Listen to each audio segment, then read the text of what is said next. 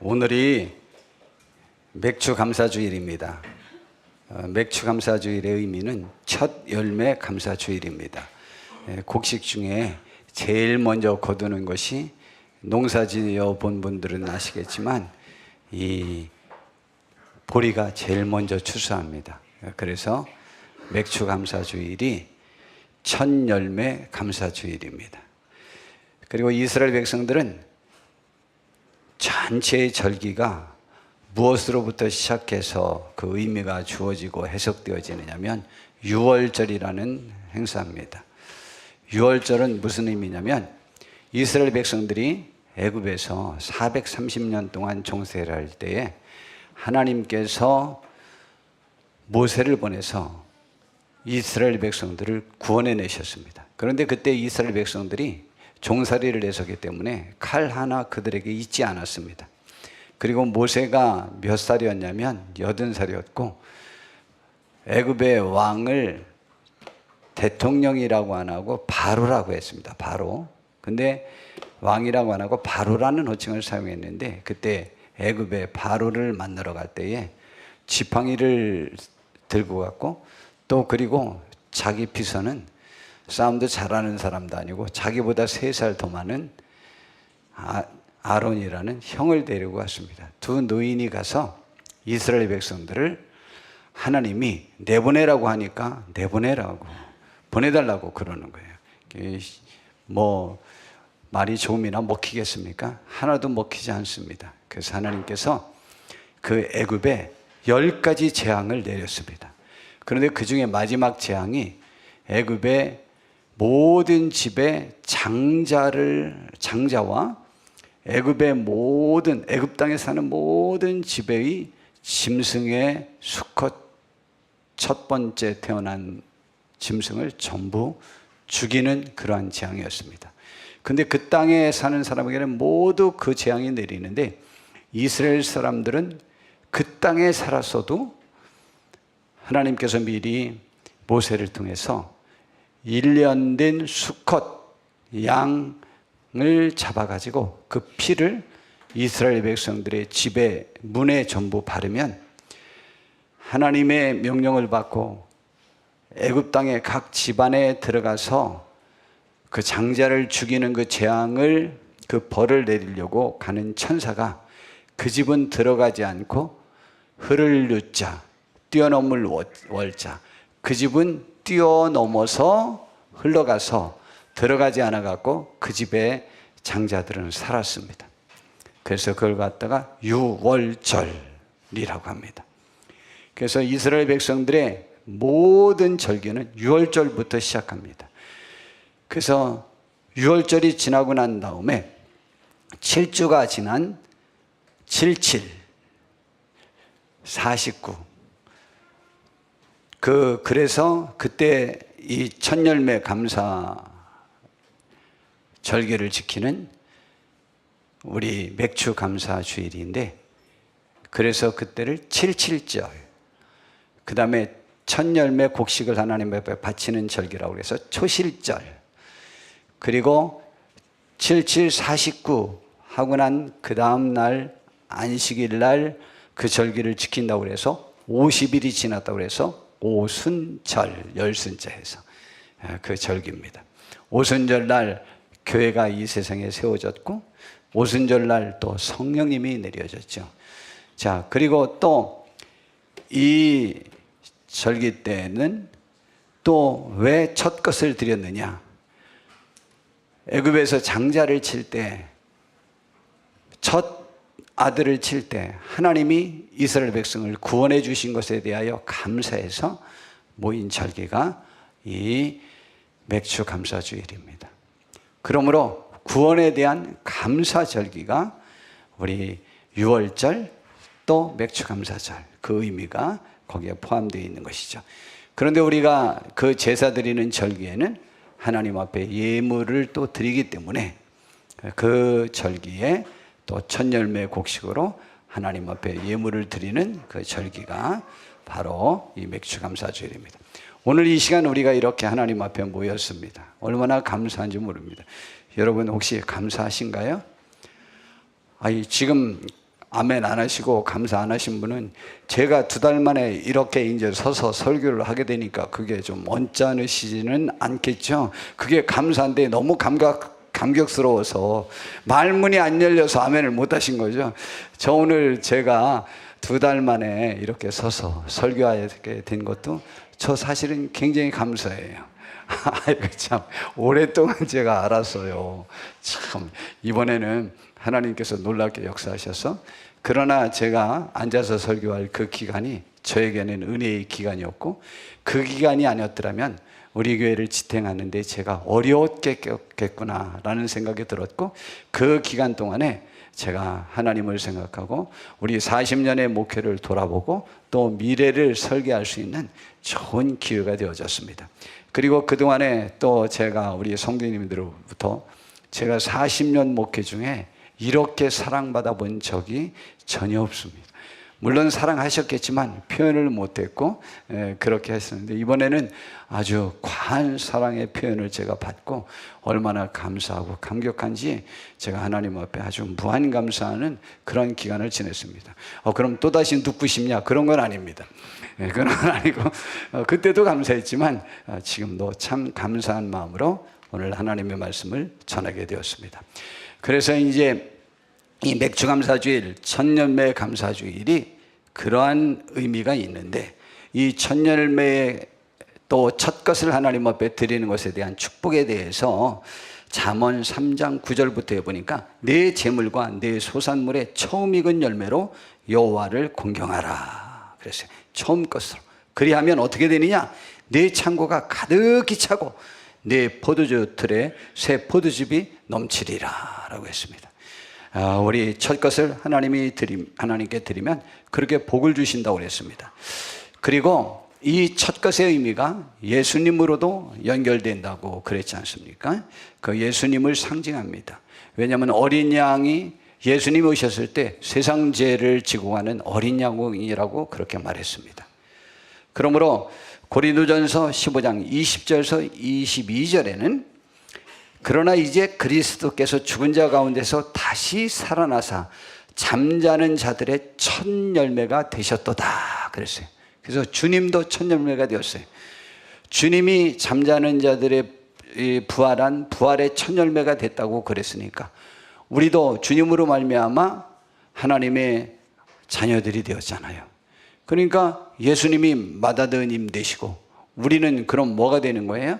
우리 여기 민영이도 예수님의 동생이 된다고, 저도 예수님의 동생이 되고, 왜냐하면 우리는 예수님 믿어서 다 하나님의 자녀가 되고 다 부활에 동참하게 되니까, 우리는 하나님의 자녀가 되었으니까 우리는 예수님을 맏형님으로 모시고 우리는 다 그분의 동생들이 되는 것입니다. 얼마나 감사한지 모릅니까?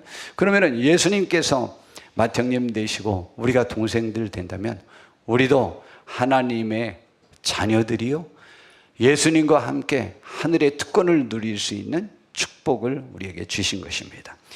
그러므로 얼마나 감사한지 몰라요. 그래서 사망이 한 사람으로 말미암았으니 죽은 자의 부활도 한 사람으로 말미암는도다 라고 말했습니다.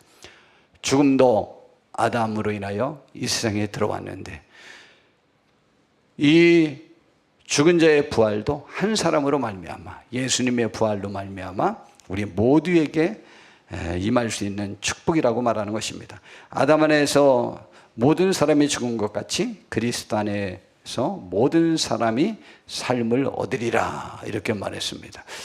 그리고 설교할 때는 우리 이제 그렇죠. 금방 잘 알았는데 설교할 때는이라고 했더니 2명의 목사님을 막 바라보기 시작했습니다.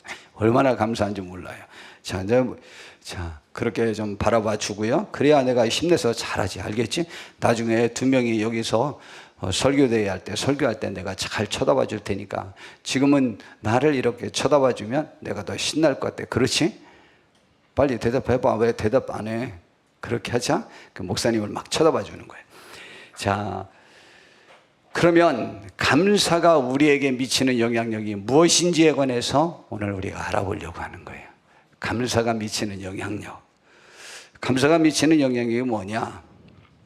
첫 번째, 감사하는 사람은 그가 겸손하다는 것을 의미할 수 있습니다. 그러므로 내가 남들에게 감사를 하면 우리들의 사람의 덕목 중에 우리를 넘어뜨리지 않고 우리를 든든한 반석 위에 계속 서게 하는 그 겸손의 덕목을 갖출 수 있는 첩경이 되기 때문에 하나님은 우리에게 감사하라고 하는 거예요. 고린도전서 15장 8절에서 9절에 보니까 그 예수님의 구원을 감사하는 바울 사도의 표현이 나와 있습니다. 맨 나중에 만삭되지 못하여 난 자 같은 내게도 예수님이 부활한 몸을 보여주셨다라고 감사하는 중이에요. 만삭되지 못했다라는 것은 10달 만에 태어나지 못하고 7개월이나 8개월 만이나 9개월 만에 태어난 사람을 말합니다. 지금은 그때 태어나도 다 살아요. 그러나 그때쯤에는 그때 태어난 사람들은 잘못하면 거의 다 죽었습니다. 굳이 말하면 사람 구실을 못할 것 같은 그러한 인간인 나에게도, 못난 나에게도 예수님이 부활한 그분의 모습을 보여주셨다라고 감사하는 거예요. 그래서 나는 사도 중에 지극히 작은 자랑, 야, 사도 중에 지극히 작다니요. 베드로 사도와 바울 사도랑 둘이가 세계에서 1등인데 자기가 알아요. 그거 지금 자기와 베드로가 사도가 쌍벽을 이루면서 다른 사람 이 둘에게 견줄 사람이 없다는 것 알아요. 아는데도 불구하고 그는 저렇게 항상 겸손했어요. 하나님의 교회를 나는 박해했으니까 사도라 칭함 받기를 감당하지 못할 참 지극히 보잘것없는 사람 같지 않은 사람이었다 라고 하나님 앞에 감사하는 거예요. 자책하는 게 아니에요. 그런 나를 이렇게 도와주셨다고 감사하는 거죠. 또 그는 디모데전서 1장 15절에 보니까 미쁘다라는 말은 믿을만하다, 신실한 말이다, 정말이다라는 뜻이에요. 모든 사람이 받을 만한 이 말이요, 그리스도 예수께서 죄인을 구원하시려고 세상에 임하셨다 하였도다. 예, 죄인을 구하러 임하셨다는 거예요. 누구 때문에 오셨냐? 죄인 때문에 오셨다. 그런데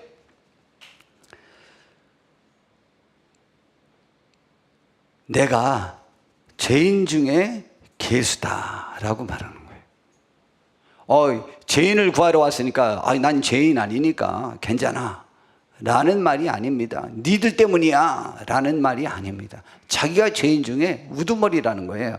그런데 바울 사도가 그렇게 죄를 많이 졌을까?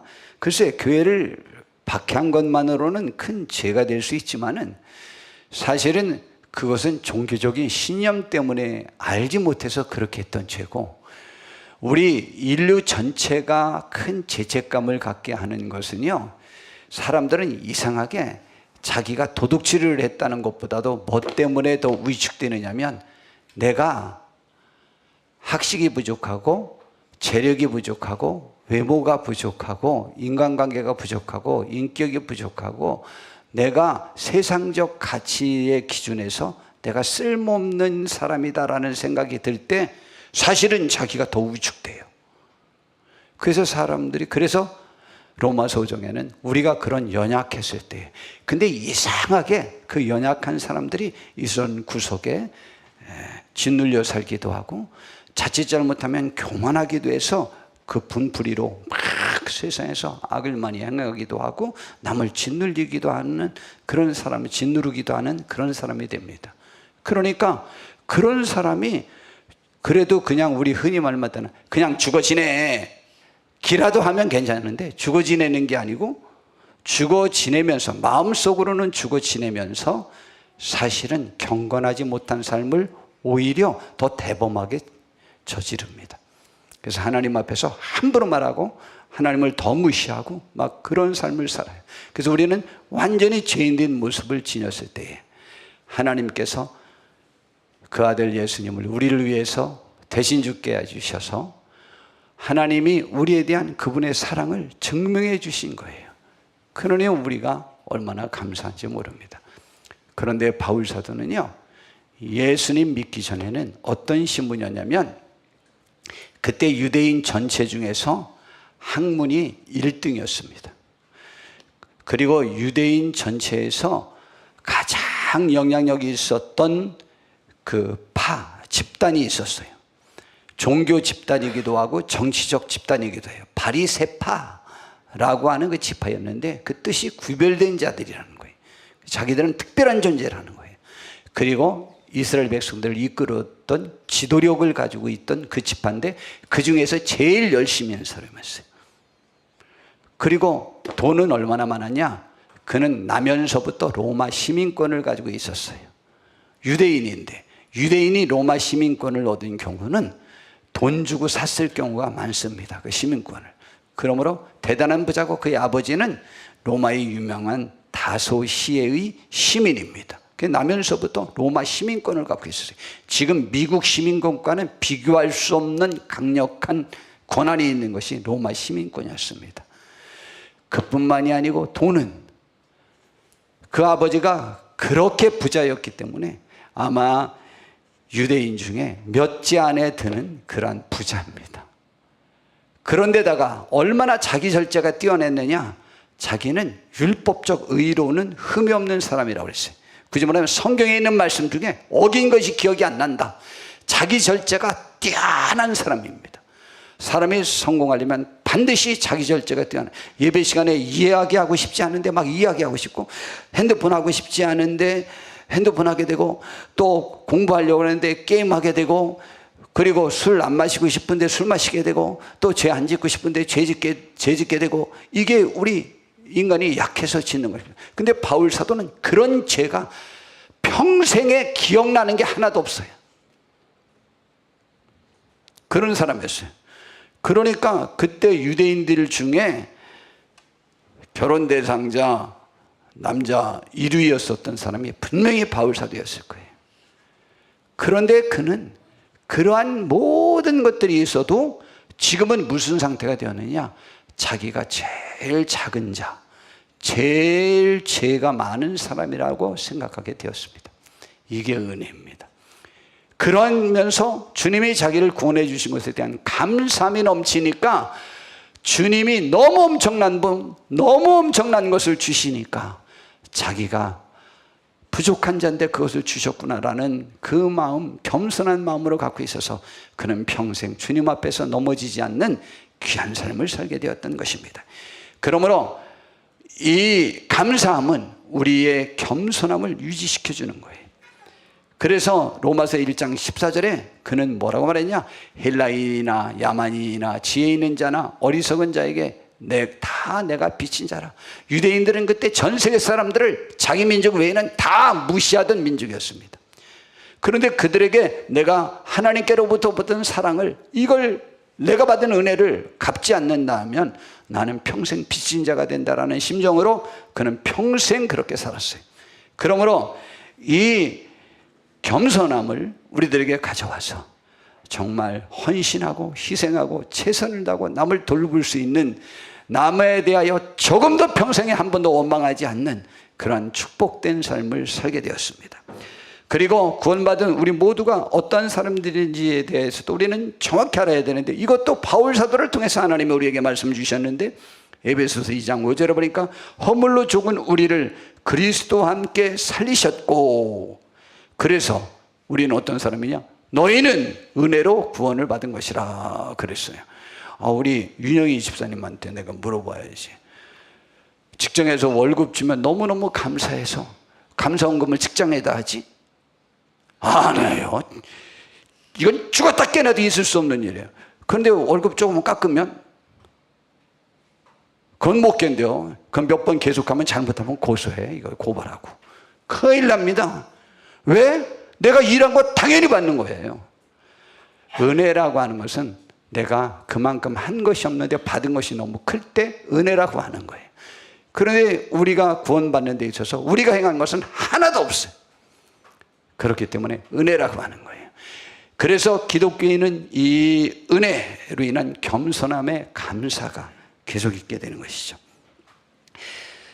캔터베리의 대주교였던 마이클 램지라는 사람이 지금 목사님들로 말하면 목사님들이 되는 임직식에 설교를 할 기회가 있어가지고 그때 설교한 내용 중에 그들에게 전한 말씀 여러 가지가 있는데 제가 두 가지만 뽑아서 말씀. 하나님께 자주 그리고 항상 감사하십시오. 첫 번째가 마음을 다해서 그리고 경탄하면서 하나님께 감사하십시오. 여러분에게 이러한 특권을 계속 허락해 주셨으니 말입니다. 그렇지 않아요? 제가 감사하죠. 하나님이 저 벌써 네가 목사냐고 죽여버려도 벌써 제가 하나님께 할 말이 없다는 생각이 지금도 있거든요. 목사님이 감사할 것 있다. 왜 감사함이 있어요? 이렇게 죄 실컷 짓고 있는 목사인 저를, 자격 없는 저를 안 죽이고 아직까지도 목사 일을 하게 한 거 보니까 하나님 진짜 인내가 대단하신 분이다라는 생각이 내가 들어요. 그래서 너무너무 감사해요. 예, 감사해요. 감사야말로 자만심이 쉽게 자라나지 못하게 할 토양입니다 라고 말했습니다. 그러므로 여러분은 감사하십시오. 하나님께 진짜 감사하죠? 예, 하나님만 보면 감사가 넘치는데 그 인간만 보면 내가 감사가 넘치는 거지. 그죠? 아니, 그 인간을 봤는데도 감사해? 연주한테 물어봐야지. 그 인간 봤는데 감사해? 운날이 많았지만 지금은 감사하는 마음이 들지. 그럼 그럼 영희한테 물어볼까? 연주를 인해서 감사해? 저 뒤에 저 장모님이 계셔갖고 그럼 저기는 뭐 밤고구마 그거 먹다가 목 메일 때 얼마나 많아서 속이 팍팍 할 때 별로 없었지? 네, 별로 없었어요. 뭐 한 100날이나 되려나 뭐 별로 없어요. 예, 폭폭할 때 없었겠습니까? 전들 안 그렇겠습니까? 누군들 안 그렇겠습니까? 그래서 어제 제가 주례사에서 말했잖아요. 한 남자가 하나님께 물어봤대잖아요. 하나님, 왜 처녀들은 그렇게 예쁘고 착하고 너무 아름답고 좋은데 왜 마누라들은 마귀처럼 그렇게 잔소리만 많이 하고 그렇게 못됐습니까? 라고 물어봤더니 하나님이 그러시더랬잖아요. 야, 처녀는 내가 만들었는데 마누라는 네가 만들었잖아. 그렇대잖아요. 마음 탓하지 말라 이 말이죠. 그리고 또 우리 아담이 물어봤대잖아요. 하나님, 내가 보니까 하와를 만들어준 거 되게 감사하긴 한데 내 안에 하와가 참 좀 맹한 데가 있는 것 같아요. 왜 그렇게 여자가 이렇게 맹하죠? 그랬더니 왜 멍청하냐고 그랬더니 하나님 말하기를, 야, 그래야 멍청한 너를 받아주지 누가 받아주겠냐. 그래서 내가 멍청하게 만들었다 그랬대잖아요. 남 탓하지 말아요. 여기 하나님께 감사한다는 것은 하나님이 이 세상을 창조하여 관계되게 한 모든 것에 대한 감사를 요구하는 거지. 그게 하나님께 감사하는 거지. 무엇이 감사겠어요? 그러니까 이제 뭐 그래도 감사 저래도 감사 뭐 그리 할 때도 감사 그리 아니하실 때도 감사 하여튼 다 감사하는 우리가 되는 축복이 있기를 진심으로 바랍니다. 감사는 우리에게 놀라운 축복을 가져옵니다. 그 축복이 우리들에게서 차고 넘쳐지는 큰 은혜가 있길 바랍니다. 그렇게 될 때 나의 교만이 움트지 못하고 나의 삶에 하나님의 위로와 평강이 넘치게 되는 것입니다. 자, 그 다음에 이 감사가 우리에게 미치는 영향 중에 예수님의 죽음과 부활로 말미암아 우리가 죄식임을 받아 구원받아 부활에 동참하게 됨에 감사함이 넘치는 사람들이 되어야만 합니다. 감사는 놀라운 축복을 가져옵니다. 감사는 하나님을 영화롭게 하고 구원을 얻게 합니다. 시편 50편 22절 23절에 보니까 하나님을 잊어버린 너희여 누가 잊어버린 거냐. 이제 이를 생각하라. 그렇지 아니하면 내가 너희를 찢어버리겠다 죽여버리겠다 이 말이죠. 벌 주겠다 이 말이에요. 건질 자가 그럼 없을 거다. 그러면 그의 반대의 것이 무엇이냐? 뭘 잊어버렸냐? 감사로 제사를 드리는 자가, 감사로 제사 드리는 게 예배 드릴 때 감사로 드리고 무엇을 할 때 감사로 한다는 말도 되기도 하고, 제가 모든 해석을 다 살펴봤는데 두 번째, 감사하는 삶의 자세로 하나님 앞에 드리는 것이 진정한 제사다라는 두 가지 의미를 포함한다라고 말해요. 그렇게 해석하는 것이 좋을 거예요. 이렇게 감사로 제사를 드리는 자가 누구를 영화롭게 해? 하나님을 영화롭게 할 수 있다고 성경은 지금 말하고 있는 것입니다. 그러면 하나님을 영화롭게 한다는 것이 무슨 축복이 있는지 알아요? 하나님이 우리를 창조한 이유는 우리로 인하여 하나님이 영광 얻고 싶으셔서 우리를 창조하신 거예요. 그러므로 우리가 창조 목적에 합당한 삶을 살게 되는 거예요. 감사는 그런 의미가 있어요. 그리고 그의 행위를 옳게 하는 자에게 하나님이 너무 고마우니까 그분이 원하시는 것 하고 싶지. 그러니까 그의 행위를 옳게 하는 자는 그가 감사하는 마음이 있다는 거예요. 하는 자에게는 내가 하나님의 뭘 보이셔? 구원을 보여주리라. 이 세상에 우리는 구원이 굉장히 많이 필요해요. 병들었을 때, 가정이 어려웠을 때, 내가 죽음의 위기에 있을 때 지옥 갈 것, 구원하는 것 다 구원해요. 그 구원이 우리에게 이루어질 수 있도록 하나님이 보여주시겠다는 것입니다. 그 다음에 감사는 놀라운 현상이 있어요. 여러분, 천국에 들어가려면 천국문을 열 수 있는 열쇠가 뭘까요? 그것이 성경은 감사라고도 표현하고 있음을 말하고 있습니다. 시편 100편 4절에 보니까 감사함으로 그의 문에 들어가며 찬송함으로 그의 궁정에 들어가서 그에게 감사하며 그의 이름을 송축할지어다 그랬어요. 감사함으로 하나님의 문에 들어갈 수 있어요. 그러면 찬송함으로, 찬송도 감사죠. 찬송으로 그의 궁정에, 천국에 들어갈 수 있어요. 그에게 감사하며 그의 이름을 그러니까 송축하라 라고 말하고 있습니다. 어느 날 한 농부가 예배당 문 앞에 앉아서 있었습니다. 지나가던 목사님이 물어봤어요. 왜 안에 들어가지 않고 밖에만 계십니까? 그랬더니 그 농부가 말했대요. 제 마음이 무겁고 어둡습니다. 들어갈 자격이 없는 것 같아서요. 그때 목사님이 조용히 말했습니다. 감사함으로 그 문에 들어가라고 하셨지 않습니까? 그러니 지금 감사할 수 있는 것 하나라도 한번 떠올려보고 감사해 보십시오. 그럼 들어갈 마음이 생길 겁니다. 농부는 잠시 생각하더니 하나님 오늘 숨 쉴 수 있게 해주셔서 감사합니다. 저기 왜 심수봉인가 왜 박정희 대통령 누구한테 총 맞아 죽을 때 박정희 대통령이 왜 죽었다고요? 총 맞아 죽은 게 아니래요. 숨을 못 쉬게 돼서 죽었다네. 이야, 이게 오늘 숨 쉴 수 있다는 건 내가 죽지 않고 살아있다는 건 진짜 감사한 일이요. 여기 살아서 여기 오신 게 서운하신 분 있으셔요? 하나도 없죠. 그러니까 숨 쉴 수 있는 걸 감사했더니 마음이 확 풀리더래요. 그래서 교회 안에 들어가서 예배했대잖아요. 이와 같이 감사는 하나님께 나가는 가장 단순하고도 가장 강력한 열쇠가 됩니다. 그 다음에 감사는 하나님의 평강을 체험하게 됩니다. 하나님의 평강은 왜 하나님의 평강이라고 강조하냐? 세상 것과 다르니까 하는 말이에요. 빌립보서 4장 4절부터 7절에 보니까 주 안에서 항상 기뻐하라. 내가 다시 말하노니 기뻐하라. 너희 관용을 모든 사람에게 알게 하라. 이야, 모든 사람을 관용을 베풀기가 쉽지 않습니다. 감사의 또 다른 표현은 모든 사람에게 너그러우라는 거예요. 끝까지 너그러워라. 너그러워라. 그래서 너희 관용을 모든 사람에게 알게 하라. 주께서 가까우시니라 그랬어요. 주님께서 가까우신다는 것은 예수님이 나타나서 너의 선악간에 심판할 날이 가까우니까 지금 끝까지 아직 좀 그에게 참기 어려울지라도 참아주라 이 말이에요. 여러분 꼭 참으시길 바랍니다. 저는 어제 제 아내의 일로 너무 많이 은혜를 받았어요. 제가 2주 동안 정말 무지무지하게 어려웠습니다. 전화만 오면 이혼하자. 당신이 여기 나를 가둔 것은 나를 죽이려고 가둔 거니까 이혼하자. 그냥 그 2주 동안 그 전화 받고 지난주 수요일에는 4시간을 그 똑같은 내용으로 통화를 했어요. 금요일날 너무 어려웠어요.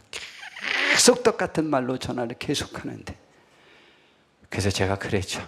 여보 당신 그러면 내가 내일 당신 외출하러 데리러 가야 되는데 당신과 시간을 지낼 수 없어. 그럼 나 못 가게 되면 그게 좋아? 네, 그랬더니 제 아내가 가만히 듣더니 한마디를 해요. 여보, 말을 그렇게 하면 돼? 당신이 이렇게 말해야지. 내일 당신 외출하러 내가 가야 되기 때문에, 당신이 와야 되기 때문에 종진이 주례사도 준비하고 설교도 준비하느라 그걸 못 해놓으면 내가 당신과 내일 시간을 보낼 수 없잖아. 그러니까 당신이 좀 이해 좀 해줘. 이렇게 말해야지. 무슨 나를 협박하듯이. 그렇게 하면 내가 당신 외출 신청하라고 가지도 못하잖아라고 협박하듯이 말하는 게 오라 그러더라고요.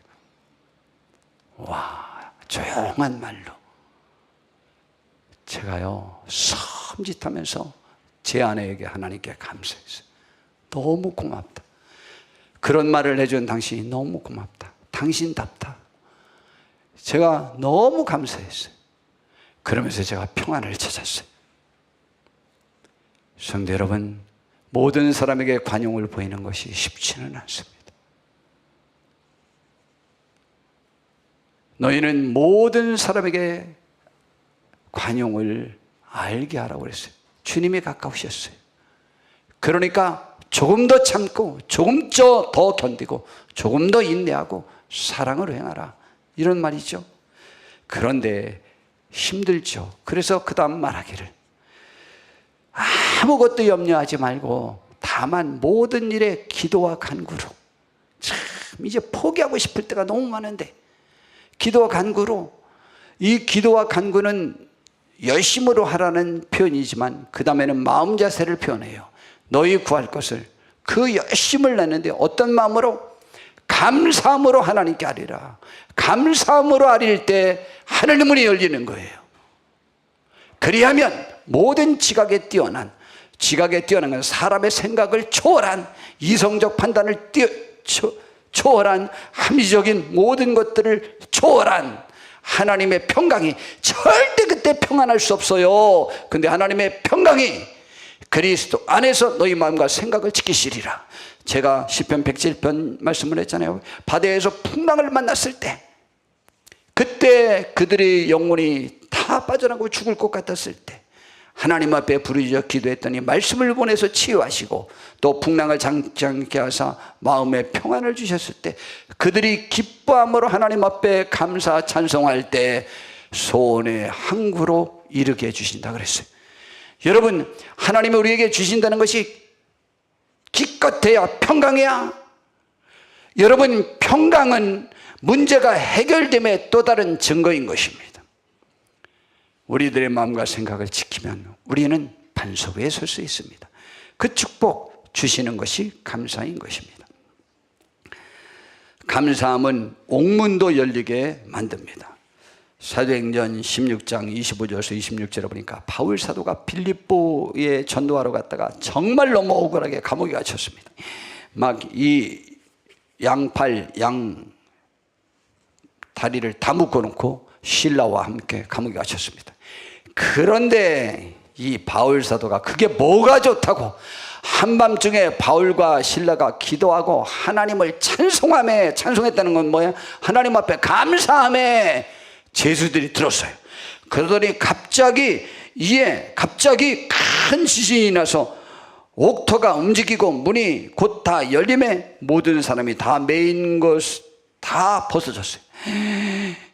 야, 간수장이가 지키고 있다가 옥문이 열리게 졸다가 이렇게 계속 깨다 보니 큰일 났다, 다들 나갔구나. 로마 법은 죄수가 탈출하면 간수가 책임지고 사형을 당해요. 그렇기 때문에 자살하려고 칼을 빼서 죽으려고 했더니 바울 사도가 소리 질렀어요. 죽지 마라, 우리가 여기 있다. 바울 사도가 왜 들어왔는지 알거든요. 예수님 전하다 들어온 거 아니까. 가서 엎드려서 선생님들이요, 제가 어떻게 해야 구원받을 수 있겠습니까? 저를 살려주십시오. 그랬더니 주 예수를 믿어라. 그리하면 너와 내 집이 구원함을 받으리라. 이런 이적이 거기에서 일어났잖아요. 여러분, 그래서 그 가정 다 세례받고 그 다음날 감옥에서 나오고 그런 축복을 받았습니다. 여러분, 감사함의 기도는, 감사 찬송은 옥문이 열리는 역사도 일어납니다. 그러므로 우리들의 모든 삶에서 우리를 구속된 것을 벗어날 수 있는 이 찬양을 하는 여러분이 되기를 바랍니다. 감사는 질병도 치유하고 영혼의 구원도 얻게 합니다. 누가복음 17장에 보니까 예수님께서 10명의 문둥자가 고쳐달라고 그래서 고쳐주셨습니다. 제사장에게 가서 보이라 그랬어요. 이스라엘 나라는 병이 고쳐질 때나 진단을 받았을 때나 그 판정을 제사장이 했어요. 그 문둥병에 관해서. 근데 10명이 막 가다 보니까 문둥병이 났어요. 그랬더니 9명은 그냥 가버리고 그 중에 사마리아인 한 명이 자기가 나온 것을 보고 막 하나님께 막 영광 돌리면서 되돌아와서 예수님의 발 아래 엎드려 감사했어요. 감사. 다른 사람은 감사가 없어졌어요. 아이 하나님이 고쳐주신 거지 뭐 자기한테 감사해? 아니에요.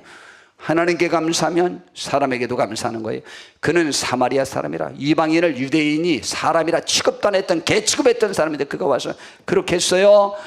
그랬더니 예수님이 말씀하셨어요. 야, 10사람이 다 깨끗한 물을 받지 아니하였느냐? 그 9은 어디 있느냐? 그랬어요. 그랬더니 어째 이 이방인 외에는 하나님께 영광을 돌리러 돌아온 자가 없느냐? 라고 하면서 그에게 말하기를 일어나 가라! 내 믿음이 너를 구원하였느니라. 문둥병도 고침받고 영혼도 구원받는 놀라운 역사, 믿음의 큰 축복을 받는 역사까지 있었습니다. 여러분, 감사는 질병도 또한 큰 믿음도 없는 또 구원받게 되는 그러한 은총이 있어지게 됩니다. 미국 MD 앤더슨이라는 병원이 있답니다. 이게 전 세계에서 최고 유명한 암센터, 암병원이랍니다. 그런데 거기에 세계적인 암센터에서 종신교수가 된 한국인이 있는데 저 사람이 김의신 박사라는 분입니다. 저분이 1991년과 94년에 두 차례에 걸쳐 미국 최고의 의사로 수상을 난 사람입니다. 정말 세계적인 사람이죠. 그분과 인터뷰 중에 기자가 질문했습니다. 암에도 기적이 있느냐라고 질문했어요. 그랬더니 있다. 암에도 기적이 있다. 지금껏 나는 기적적인 환자를 최소한 20명 정도 봤다. 우리 병원에서도 모두 포기하고 임종을 위해 호스피스동으로 간 환자가 있었다. 그런데 죽음을 기다리는데 안 죽더라. 한 달, 두 달, 석 달 지나도 검사를 해보니 암이 없어진 게 아니라 다만 암이 활동을 멈추고 있더라. 그건 과학적으로 도저히 설명이 안 되는 거다. 또 어떤 여자가 있었느냐? 난소암 사기인 한국인 여성도 있었다. 정상인은 암 수치가 40에서 60 정도였는데 당시 그 여성은 암 수치가 800이었다. 그런데 시간이 지날수록 수치가 점점 떨어졌다고 했습니다. 그러더니 정상치가 됐대요. 검사를 해보면 암덩어리는 그대로였다. 어떤 덩어리는 더 커진 것도 있었다. 그런데 지금껏 18년째 잘 살고 있다는 것입니다. 그러면 암 걸리는 사람은 어떤 마음을 먹어야 하느냐라고 질문을 했더니 기적적인 치유를 하는 환자들의 공통점이 있느냐라고 물어봤어요. 있다. 겸손이다라는 거예요. 모든 종교에서 말하는 공통분모이기도 하다. 자신을 완전히 포기하고 내려놓는 것이다. 어떤 사람은 신에게 모든 걸 맡기기도 했다. 그럴 때 뭔가 치유의 에너지가 작동했다. 그런데 암 걸린 게 억울해 죽겠다고 생각하는 사람들은 힘들다. 오히려 암이 더 악화되기 쉽다. 그러니 마음가짐이 얼마나 중요한가라면서 감사와 겸손을 강조했습니다. 여러분, 이 감사는 모든 것에 영향력을 미칠 수 있는 축복을 받게 하는 것입니다. 우리 임마누엘 교회 성도님들 이제 감사하길 바랍니다. 오늘 이 시간